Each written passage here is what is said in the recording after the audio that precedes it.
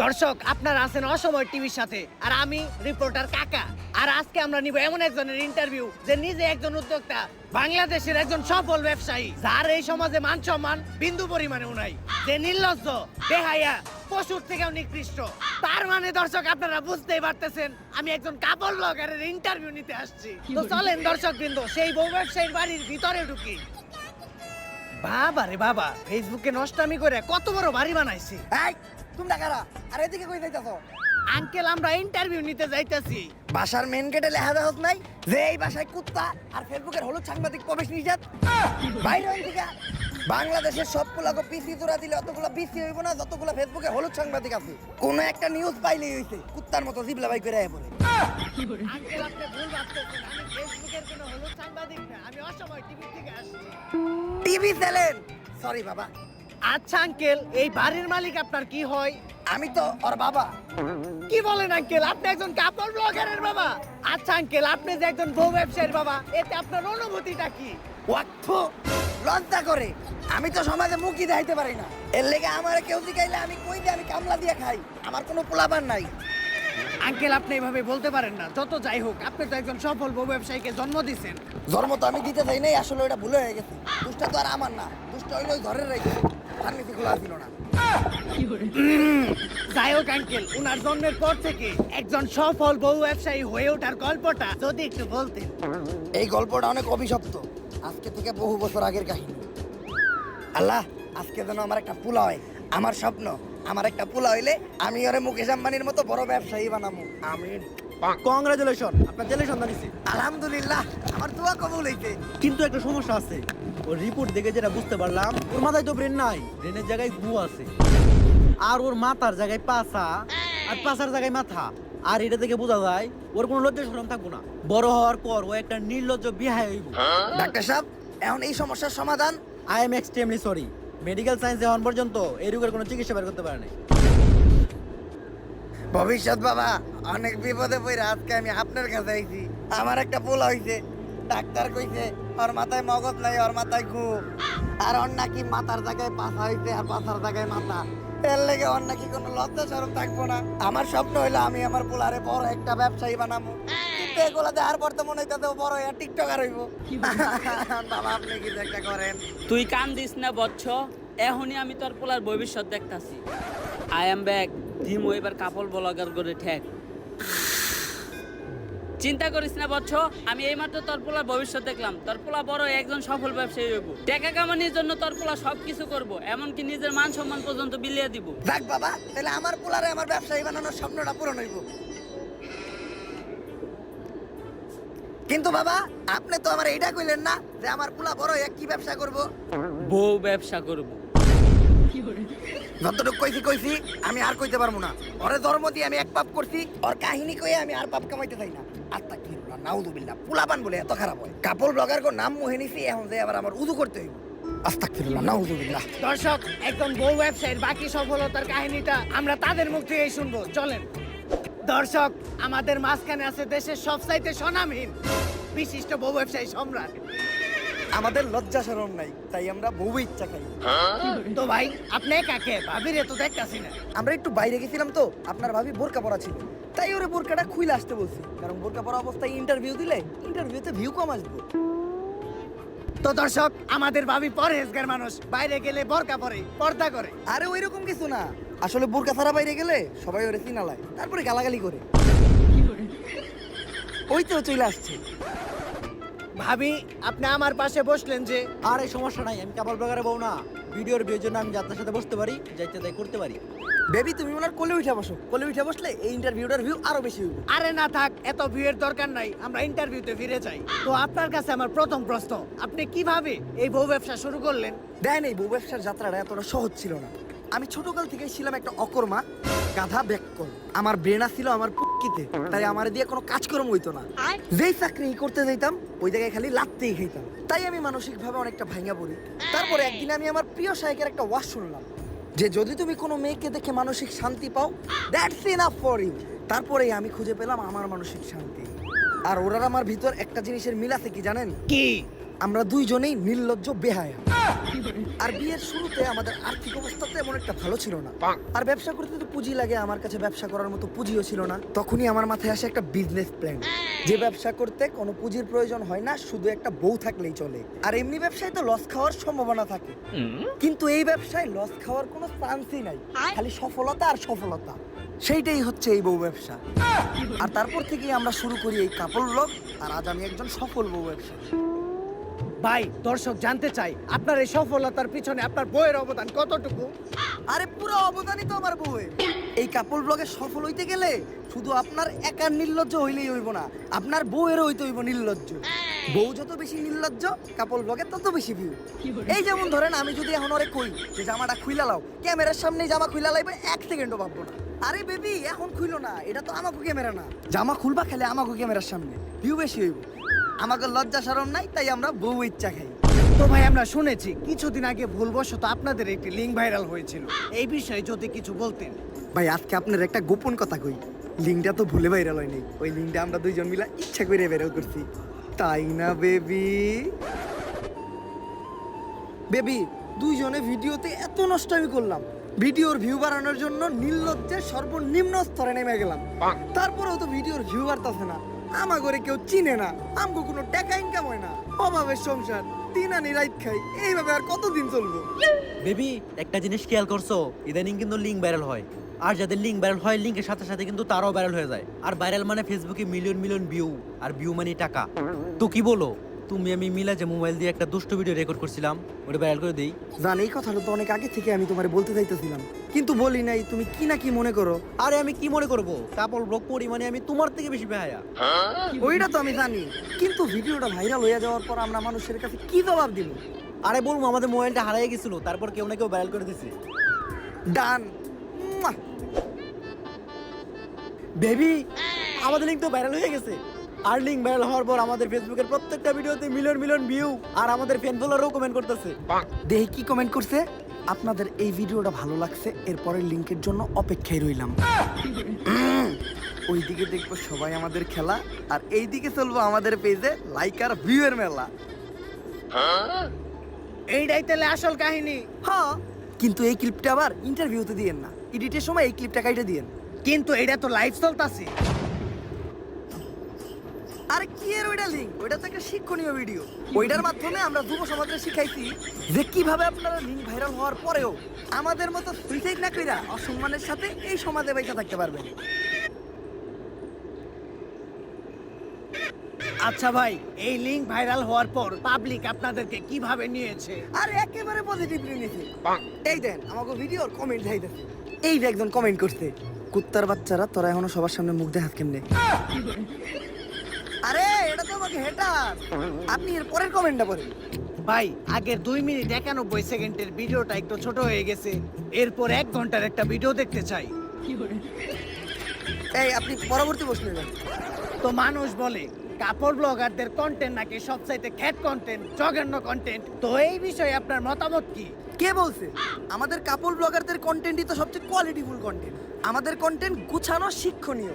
যেমন ধরেন, দর্শক একটা কথা আপনারা শুনলে একদম অবাক হয়ে যাবেন, আমার বউয়ের আজকে হইছে পাতলা পায়খানা। ও সেই সকাল 6টায় ঢুকছে, আর এখন বাজে দুপুর 1টা, এই পর্যন্ত ও খালি হাঁকতেই আছে হাঁকতেই আছে। এই দেখেন পুপুকের আওয়াজ হইতাছে টয়লেটের ভিতর থেকে, কি গন্ধ। আজকে আমি আমার বউরে দিব একটা সারপ্রাইজ। এই যে দেখেন একটা নাপা এক্সট্রা, এই নাপা এক্সট্রাটা আমি আমার বউরে খাওয়াই দিব, তারপর ওর পাতলা পায়খানা একদম ভালো হয়ে যাইব। বেবি তোমার কি হইছে? হইছে জান, কেমন? একদম পানির মতো। আচ্ছা তুমি এই নাপা এক্সট্রাটা খাও, সাথে সাথে তুমি ঠিক হয়ে যাইবা।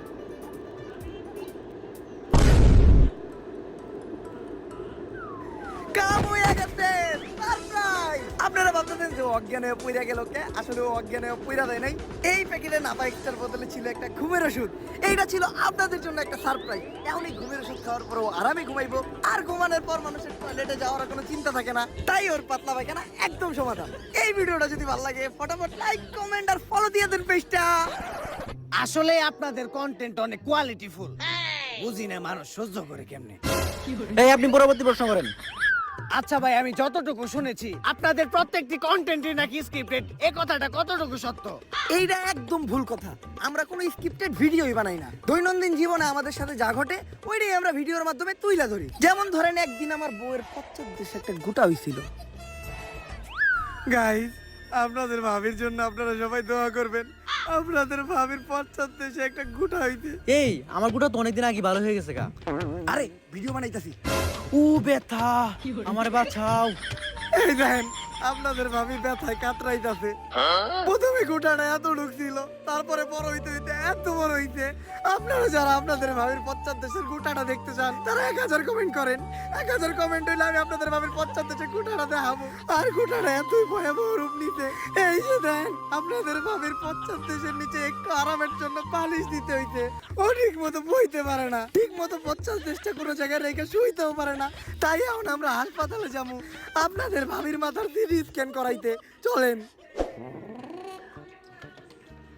ডাক্তার সাহেব, রিপোর্ট ঠিক আছে তো? আমার বউয়ের বড় কোনো সমস্যা হয়নি তো? আরে না, তেমন কিছু হয় না। দেখবেন ডাক্তার কি কইলো? ওই গোটাটা ভাইটা ওই জায়গায় ইনফেকশন ছড়াই, আর ওই ইনফেকশন থেকে আমার বউয়ের ক্যান্সার হইতে। এখন আমি কি নিয়ে বাঁচবো? আরে কি এর ক্যান্সার? ছোট্ট একটা গোটা হয়েছিল, মলম লাগিয়ে দিছি, সেরে গেছে গা। আরে ভিডিওতে মারাত্মক কিছু কইতে হইব। মারাত্মক কিছু না কইলে ভিডিওতে ভিউ হইব না। আর ভিডিওতে ভিউ না হইলে আপনার ফিস দিমু কেমনে? আপনার ফিসের টিয়াটা তো অন্তত এই ভিডিও থেকে উঠাইতে হইব। আচ্ছা ডাক্তার, আমার বউয়ের কি কোনো মৃত্যু ঝুঁকি আছে? আরে না। দেখছেন আপনারা ডাক্তার কি কইলো? আমার বউ নাকি এই ক্যান্সারে মাত্র 2 দিনের ভিতরে মইরা যাইব। আপনারা সবাই আমার বউয়ের জন্য দোয়া করেন, আমার বউয়ের যাতে কিছু না হয়। কারণ আমার বউয়ের কিছু হইলে আমার বউ ব্যবসা বন্ধ হয়ে যাইব গা। এই কে রাসস, আমার হাসপাতালের সামনে একটা সাইনবোর্ড লাগা যে কাপল ব্লগার প্রবেশ নিষেধ। আসলেই কন্টেন্ট গুলো বাস্তব জীবন থেকে নেওয়া। পরবর্তী প্রশ্ন, আপনাদের মতো কাপড় ব্লগাররা নাকি ভিডিওর মাধ্যমে সমাজে অশ্লীলতা ছড়ায়, এই বিষয়টা কতখানি সত্য? এইটা পুরোপুরি সত্য। আমরা অশ্লীলতা ছড়াই, কারণ অশ্লীলতা মানেই ভিউ, ভিউ মানেই টাকা, টাকা মানেই ব্যবসা। আমরা কাপল ব্লগার, আমাদের কোনো লজ্জা শরম নাই, তাই আমরা বউ ইচ্ছা খাই। আর দোষ যে আমাদের একার বিষয়টা এমনও না। মানুষ অশ্লীলতা দেখে তাই আমরা অশ্লীলতা করি। এই যেমন ধরেন আপনি এই ইন্টারভিউর টাইটেল দিলেন, ভাই আর ভাবির ইন্টারভিউ নিলাম, তাইলে এই ইন্টারভিউতে তেমন একটা ভিউ হইব না। কিন্তু আপনি যদি এই ইন্টারভিউতে টাইটেল দেন যে ইন্টারভিউ নেওয়ার সময় ভাই ভাবিকে দিল, তাইলে মিলিয়ন মিলিয়ন ভিউ। দিল মানে কি দিল? ভাই ভাবিকে সাদিয়ে দিল। বুঝি না, মানুষ করে সহ্য করে কেমনে? পরবর্তী প্রশ্ন, মানুষ বলে আপনাদের মতো কাপড় ব্লগারদের নাকি পার্সোনাল লাইফ বলতে কিছু নাই, আপনারা সামান্য ভিডিওর ভিউয়ের জন্য নাকি ছবি দেখান, এই বিষয়টা কেমনে কি? এইটার সাথে আমি একদমই একমত হইতে পারলাম না। কারণ আমরা স্বামী স্ত্রীর পার্সোনাল লাইফ কখনো ভিডিওতে আনি না। যেমন আপনি যদি আমার কন্টেন্ট গুলা দেখেন, গাইস আপনারা জানতেন যে এতদিন আমি আরো প্রেম করতাম, বাট ফাইনালি আমরা কইরা ফেলছি হলো বিয়া। আর আজকে হবে আমাদের বাসর রাত। আর বাসর রাতের ভিডিও আমরা কাপল ব্লগাররা আপলোড দিতে পারি না, কারণ আপলোড দিলেই ফেসবুক ডিলিট করে দেয়। যার জন্য আমরা অডিও আপলোড দিয়ে দিমু, অডিওটা শুনেই আপনারা ভিডিওর মজা নিয়ে নিবেন। আর আপনারা হয়তো ভাবতেছেন যে আজকে বাসর রাত, তারপরেও কেন খাট সাজাইনি? খাট সাজাই লাভ কি? নষ্ট হইতে গেলাম। গতকালকের ভিডিওতে আপনারা দেখছেন যে আমার আর আপনাদের ভাবির ছিল হইলো বাসর রাত, আর আজকে আপনাদের ভাবি 1 মাসের প্রেগনেন্ট। আপনারা ভাবতেছেন যে এটা কেমনে হইলো? আমিও জানি না এটা কেমনে হইলো। আমিও বাসর রাইতে জানতে পারছি যে ও প্রেগনেন্ট। এখন কি করার? আমি যেহেতু বেহায়া হইতে, আমার বউ তো আমার মতো বেহায়া হইব। আর এখন আমি শিলারে নিয়ে মেডিকেলে যাবো আলট্রাসাউন্ড করাইতে। আর এই ভিডিওতে যদি 1000 কমেন্ট হয় তাহলে আমি আপনাদেরকে জানাবো এই বাচ্চার বাবা কেডা। গাইস, এখন আপনাদের ভাবি হলো 3 মাসের অন্তঃসত্ত্বা। আর আপনারা জানেন যখন মহিলারা প্রেগনেন্ট থাকে তখন তাদের পুষ্টিকর খাবার খাওয়াইতে হয়। তাই আমি ওর জন্য নিয়ে আসছি আপেল আর আঙ্গুর। কিন্তু আমি এটা ওরে খাওয়াবো না, কারণ এইটা খাওয়াইলে পেটে থাকা সন্তান পুষ্টি পাইবো। আর পুষ্টি পাইলে ওই সন্তানের মাথায় বুদ্ধি হইব। আর কোনো বুদ্ধিমান ব্যক্তি কখনো কাপড় ব্লক করে না। আর ওরে তো আমি বড় হওয়ার পর বউয়ের সেই বানাবো, তাই এগুলো আমি খেয়ালাই। আর এখন আপনাদের ভাবির চলতে হইল 8 মাস। আর এই টাইমে মহিলাদের বিশেষ খেয়াল রাখা দরকার। এই অবস্থায় ওয়াশরুমে যাওয়ার সময় তারা পা পিছলা পইরাও যাইতে পারে। আর পইরা যাওয়ার পর নবজাতকের ক্ষয়ক্ষতি হইব। তাই আপনাদের করণীয় কি? এই টাইম থেকে আপনার ওয়াইফরে আপনারা ওয়াশরুমে বন্দি রাখবেন। আর ওয়াশরুমে বন্দি রাখলে ওয়াশরুমে যাওয়ার চিন্তাও নাই, পইরা যাওয়ার চিন্তাও নাই। কিন্তু খাইবো আর ঘুমাইবো কই, এটা তো ভাইবা দেখি নাই। আরে কাপড় ব্লগার আমি, বুদ্ধিতে মাথা একটু কমই থাকবো, এইটাতে মজা নেওয়ার কিছু নাই। আপনাদের জন্য একটা ইন্টারেস্টিং দুঃখের খবর আছে। আপনাদের ভাবি সিঁড়ি থেকে পড়ে যাওয়ার পর বাচ্চাটা সিঁড়ি থেকে ধাক্কা মেরে ফালাইও দিছি আমি। কারণ ভিডিওর ভিউ বেশি হইবে এই নিউজটা দিলে। কি কমেন্টে গালি দিবেন দেন, সমস্যা নাই, কারণ আমাকে তো কোনো লজ্জা শরমই নাই। আসলে আপনাদের কন্টেন্টে পার্সোনাল বিষয় বলতে কিছু নাই। পরবর্তী প্রশ্ন, এই যে কাপড় ব্লগাররা জঘন্য কন্টেন্ট বানায়, এরপরেও কি তাদের কোনো ভক্তবৃন্দ আছে? অবশ্যই আছে, আমাকে কাপড় ব্লগার কই তো সব অন্ধভক্ত। অন্ধ না হইলে তো আর কাপড় ব্লগার কো ভক্ত আর কথা না। এই দেখেন, কথা কইতে না কইতেই আমার এক অন্ধভক্ত ফোন দিয়া লাইছে। কলটা রিসিভ করে স্পিকারে দেন ভাই, লাইভে আমরাও তারে কয়েকটা প্রশ্ন করি। ভাই আপনি এখন কোথা থেকে বলতেছেন? আমি তো টয়লেট থেকে বলতাছি। এইটা কি এর আওয়াজ হইতাছে ভাই? ভাই কথা কইেন না, কাপল ব্লগার কো কন্টেন্ট করতেছে। ওইরা গেছে।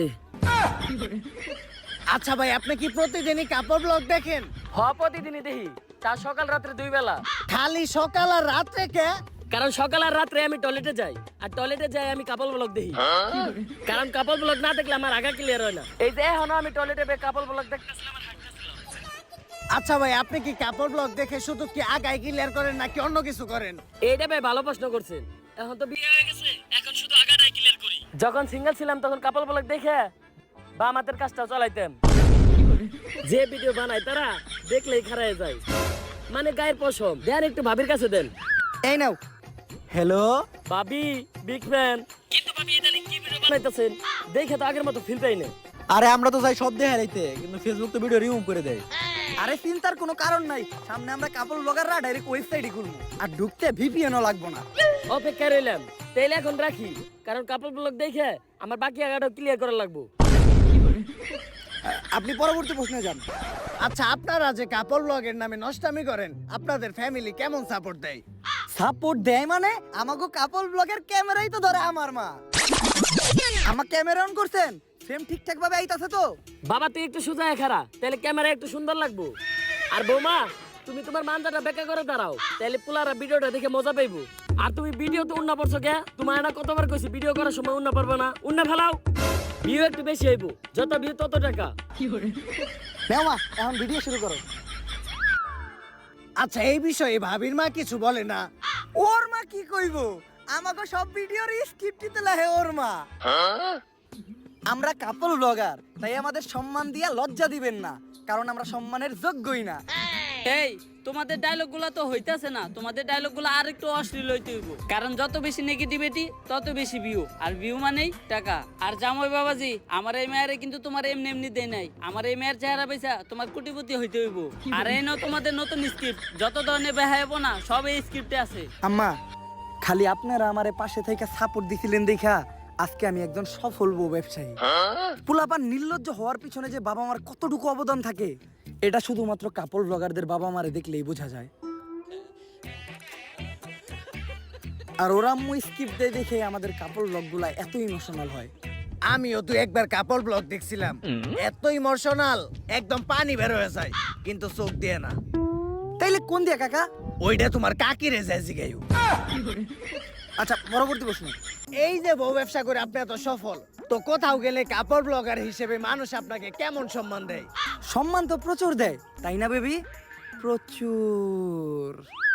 আজকে আমি আর আপনাদের ভাবি আসছি হইলো একটা লাইব্রেরিতে, আর লাইব্রেরিতে থাকে হইলো বই, বই মানেই শিক্ষা, আর যেই শিক্ষার অভাবেই আজকে আমরা কাপড় ব্লগার। আর এই লাইব্রেরিটা আমি আর আপনার ভাবি কিনা নিমু, কারণ একটাই, আপনাদের সবার মাঝখানে শিক্ষা ছড়াই দেওয়া, যাতে ভবিষ্যতে আপনারা শিক্ষিত হইয়া শিক্ষারে কাজে লাগায় কোনো চাকরি বাকরি করে খাইতে পারেন, আমার মতো যাতে বউ ইচ্ছা না খাইতে হয়। আর এই লাইব্রেরিটা অনেকদিন ধরে বন্ধ আছিল, যার কারণে এই লাইব্রেরিটা হয়ে আছে অনেক।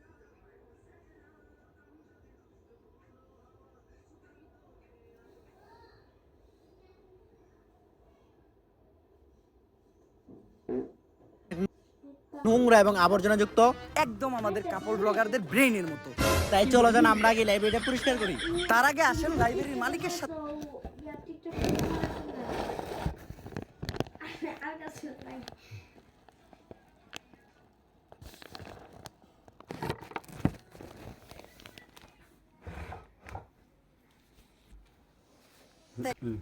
একবার কথা বলি তো ভাই, এই লাইব্রেরিটা আপনি কত টাকায় বেচবেন?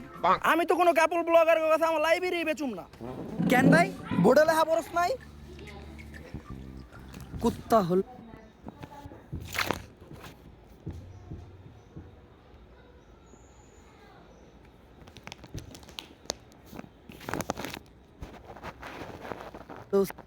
চলবে, কিন্তু কাপল ব্লগার প্রবেশ নিষেধ।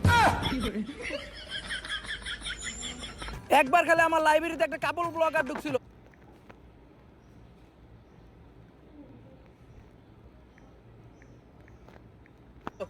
তারপর থেকে আমি আমার লাইব্রেরি বন্ধ করে দিছি। আর তোরা ভাবছো তোর কাছে আমি লাইব্রেরি বেচমু? নির্লজ্জ বেহায়, বাইরে আনতে। আসলে সমাজে কাপড় ব্লগারদের প্রচুর সম্মান, সম্মানের ঠেলায় কোথাও যাইতেই পারে না, খালি গুতা খায়। পরবর্তী প্রশ্ন। মানুষ বলে কাপড় ব্লগারদের ভিউ কমে গেলে তারা নাকি ডিভোর্স বা আলাদা হওয়ার নতুন নতুন নাটক সাজায়, এই বিষয়টা কতটুকু সত্য?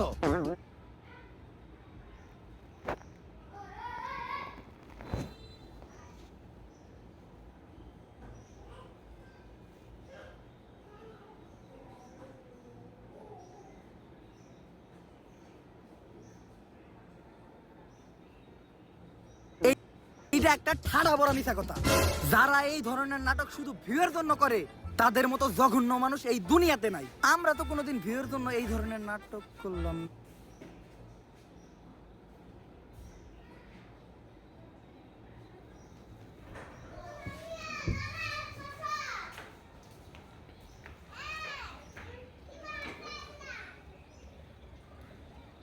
না। তাই না বেবি? বেবি, আমাদের এসব ফালতু কন্টেন্ট পাবলিক এখন আর খায় না, ভিউ কমে গেছে, সাথে ইনকামও। ভিউ বাড়াইতে চাইলে এখন নতুন কোনো নাটক করতে হইব। সব নাটকই তো আমরা কইরা লাইছি। এই ফেসবুকে তো ইদানিং ছাড়াছাড়ি নাটক খুব চলতেছে, এটা করলে কেমন হয়? মারাত্মক আইডিয়া দিছে তো। গুরুজনরা কইছিল প্রত্যেকটা সফল পুরুষের পিছেই একটা নারীর হাত থাকে। তুমি তার প্রমাণ। তোমার মতো একটা বউ ঘরে থাকলে বউ ব্যবসায় উন্নতি আর উন্নতি। তাহলে চলো নাটকটা শুরু করি। মুয়া!